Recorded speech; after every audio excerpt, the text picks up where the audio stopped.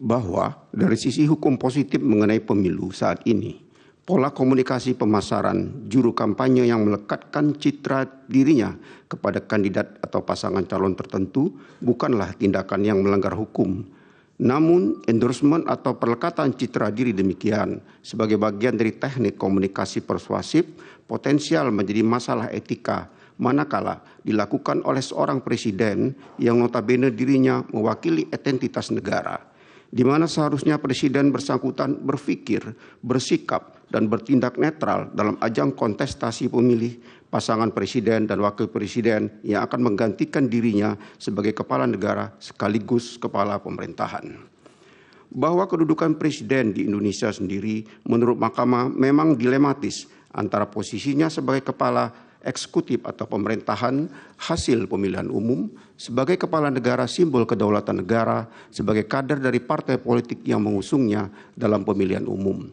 sekaligus sebagai warga negara Indonesia yang secara asasi mempunyai hak berpolitik antara lain maujud dalam bentuk mendukung atau tidak mendukung calon atau kandidat tertentu. Bahwa menurut Mahkamah, mutlak diperlukan kerelaan presiden petahana untuk menahan atau membatasi diri dari penampilan di muka umum yang dapat diasosiasikan atau dipersepsikan oleh masyarakat sebagai dukungan yang bagi yang salah satu kandidat atau pasangan calon dalam pemilu. Kesediaan atau kerelaan presiden yang demikian, serta kerelaan para petahana di level masing-masing yang menghadapi kemiripan situasi dengan posisi kondisi Pilpres tahun 2024 ini, inkasu petahana kepala daerah, merupakan faktor utama bagi terjaganya serta meningkatnya kualitas demokrasi di Indonesia. Bahwa namun kerelaan adalah wilayah moralitas, etis, ataupun fatsun, sehingga posisi yang berlawanan dengannya, yaitu ketidakrelaan, tentunya tidak dapat dikenai sanksi hukum kecuali apabila wilayah kerelaan demikian telah berlebih dahulu dikonstruksikan sebagai norma hukum larangan oleh pembentuk undang-undang. Bahwa berdasarkan fakta hukum serta indikasi yang terungkap dalam persidangan sebagaimana diuraikan di atas, Mahkamah tidak menemukan landasan hukum untuk dilakukannya tindakan terkait dengan ketidaknetralan presiden yang mengakibatkan keuntungan bagi pihak terkait.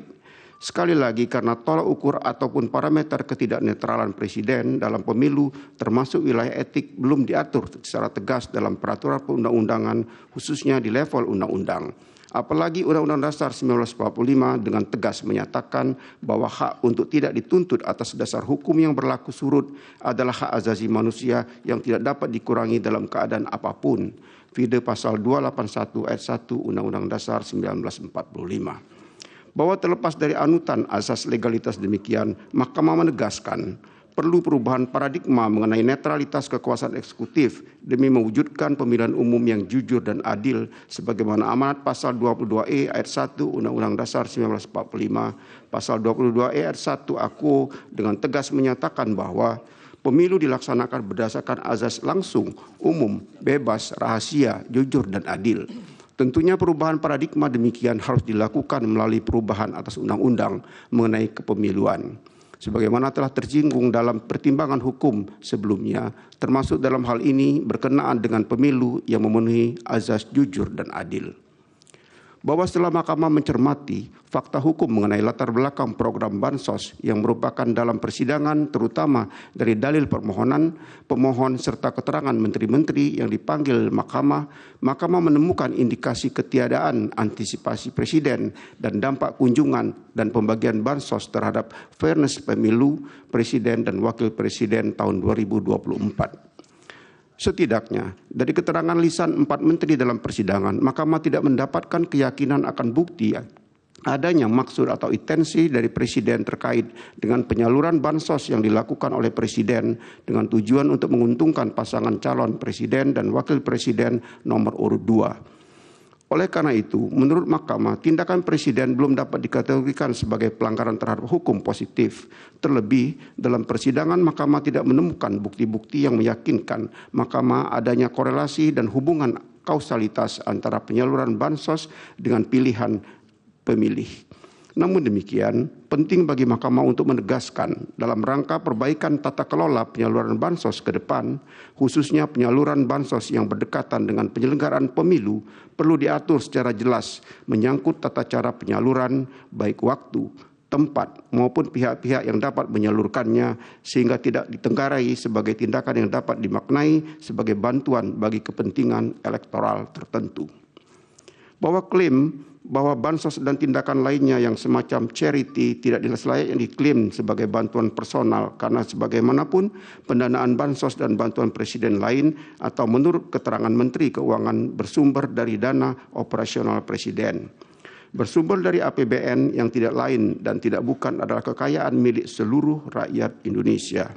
Sementara Presiden sebagai kepala pemerintahan adalah orang yang dipercaya masyarakat untuk mengelola APBN, sehingga sama sekali tidak ada kepentingan pribadi atas APBN maupun keseluruhan kekayaan negara yang tidak tercatat dalam APBN. Bahwa akan tetapi apabila Mahkamah tidak memberikan catatan khusus terhadap klaim sepihak atas penggunaan bansos oleh pemerintah yang sekali lagi bansos sebenarnya bukan pelanggaran hukum, Mahkamah mengkhawatirkan praktik demikian akan menjadi presiden lantas diikuti oleh para petahana atau pejabat publik pengelola APBD dalam penghelatan pilkada kelak. Bahwa pemberian dukungan dari seseorang kepada keluarganya in kasu dukungan politik adalah hak konstitusional yang dilindungi oleh setidaknya pasal 28E ayat 2 Undang-Undang Dasar 1945. Akan tetapi, hak tersebut termasuk hak asasi manusia yang dikurangi dengan undang-undang. Dalam situasi tertentu, Undang-Undang Dasar 1945 memberikan pembatasan justru agar kebebasan pemenuhan hak konstitusional tersebut tidak membentur, merugikan, atau menjadi sumber nestapa bagi pemenuhan hak konstitusional orang lain. PD pasal 28J ayat 1 dan ayat 2 Undang-Undang Dasar 1945. Berpijak dari hal demikian, penting bagi Mahkamah untuk menegaskan bahwa Undang-Undang Dasar 1945 membatasi pemenuhan hak asasi manusia bukan dalam arti Undang-Undang Dasar 1945 bersikap sewenang-wenang, melainkan justru demi mencegah munculnya situasi kebebasan yang paradoksial, yaitu situasi manakala pemenuhan hak seseorang ternyata menimbulkan kerugian bagi orang lain. Bahwa berdasarkan pertimbangan tersebut, Mahkamah berpendapat bahwa pembentukan norma yang mengatur pembatasan-pembatasan atas penggunaan dan atau pengkaitan antara program pemerintah atau negara dengan kepentingan pribadi, terutama dalam kaitannya dengan kontestasi pemilu maupun kepentingan elektoral lainnya, merupakan kewenangan dari pembentuk undang-undang VD antara lain pasal 20 ayat 1 dan ayat 2 Undang-Undang Dasar 1945 yang norma hukum demikian perlu segera dibentuk sebelum pelaksanaan pemilu berikutnya termasuk pemilihan kepala daerah. Bahwa di sisi lain sebagai bentuk antisipasi serta sinergitas antara lembaga negara terutama dengan lembaga negara pembentuk undang-undang yang sama-sama berkewajiban menjaga kualitas sistem demokrasi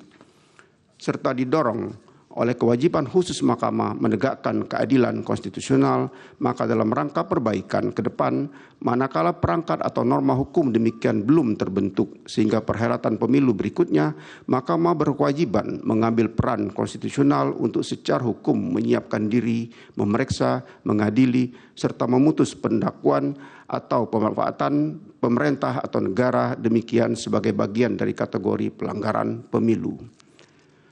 Bahwa berdasarkan uraian pertimbangan hukum tersebut di atas, dalil pemohon terkait dengan adanya bansos yang berkolerasi dengan perolehan suara salah satu pasangan calon presiden dan wakil presiden tidak terbukti sehingga tidak beralasan menurut hukum.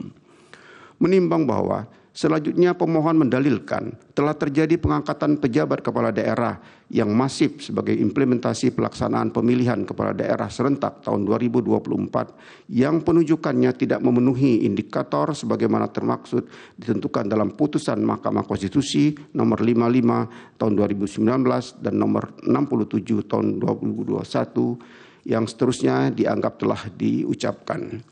Bahwa sejalan dengan pertimbangan hukum Mahkamah berkenaan dengan kewenangan Mahkamah untuk mengadili pelanggaran yang berkaitan dengan proses pemilu, khususnya dalam hal ini pelanggaran yang bersifat TSM, sebagaimana telah dipertimbangkan dalam paragraf 3.1 di atas. Penting bagi Mahkamah untuk menegaskan bahwa dengan berwenangnya Mahkamah untuk masuk ke dalam menilai lebih dalam proses penyelenggaraan pemilu tidak berarti lantas menegasikan segala proses penyelesaian sengketa yang dimiliki oleh lembaga-lembaga lain di luar Mahkamah sebagaimana telah ditentukan dalam Undang-Undang Pemilu. Terhadap penyelesaian pelanggaran administrasi pemilu yang terjadi secara TSM terhadap tata cara, prosedur, atau mekanisme yang berkaitan dengan administrasi pelaksanaan pemilu dalam setiap tahapan penyelenggaraan pemilu adalah merupakan kewenangan Bawaslu. PID Pasal 460 ayat 1, Jungto Pasal 463 ayat 1 Undang-Undang Pemilu. Dalam konteks ini, Mahkamah bukan dalam posisi untuk memberikan penilaian terhadap proses penyelesaian yang telah dilakukan oleh Bawaslu, melainkan memastikan bahwa Bawaslu telah melaksanakan kewenangan dan bertindak dengan tepat sesuai dengan azas dan hukum pemilu yang berlaku. Proses penyelesaian sengketa yang dilakukan oleh Bawaslu menjadi sebuah database pengawasan sekaligus sebagai rekam jejak perolehan suara masing-masing pasangan calon yang sewaktu-waktu dapat dibuka kembali untuk menjadi rujukan dalam persidangan PHPU di Mahkamah. Berdasarkan hal tersebut, meskipun Mahkamah tidak terikat pada hasil pelaksanaan kewenangan Bawaslu, akan tetapi momentum pelaporan pelanggaran administrasi dan proses pemilu secara TSM kepada Bawaslu menjadi hal yang penting dalam penyelesaian sengketa tentang hasil perolehan suara. Sehingga dengan tidak adanya pelaporan pelanggaran pemilu secara TSM kepada Bawaslu, maka dapat dikatakan dugaan pelanggaran tersebut dianggap tidak pernah ada, kecuali dapat dibuktikan sebaliknya dalam persidangan. Secara konkret, posisi Mahkamah terhadap proses pelaksanaan kewenangan Bawaslu dalam perselisihan tentang hasil pemilihan umum adalah memastikan lembaga pengawas pemilu telah secara seksama cermat melakukan pengawasan, penilaian, dan penindakan dengan memberikan keputusan atau rekomendasi sesuai dengan azas dan hukum pemilu yang berlaku.